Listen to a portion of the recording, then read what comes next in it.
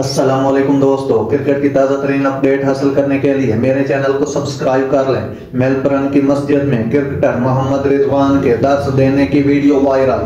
कौमी टीम के wicket keeper batter Mohammad Rizwan की मेलबर्न में वाक़ जामे मस्जिद में दर्स देने की वीडियो वायरल होने लगी।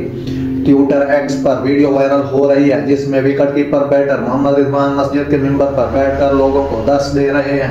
वीडियो वायरल होने पर कई सार्फिन रिजवान को तनकीद का निशाना बना रहे हैं, जबकि मुतअद्दिद उनकी इस्लाम से मोहब्बत को सराह रहे हैं।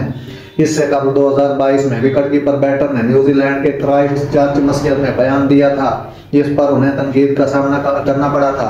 ख्याल रहे कि 15 मार्च 2019 न्यूजीलैंड के क्राइस्ट चर्च मस्जिद में सुफैल फार्म दहशतगर्द ने 51 नमाजियों को शहीद करने की लाइव वीडियो बनाई थी।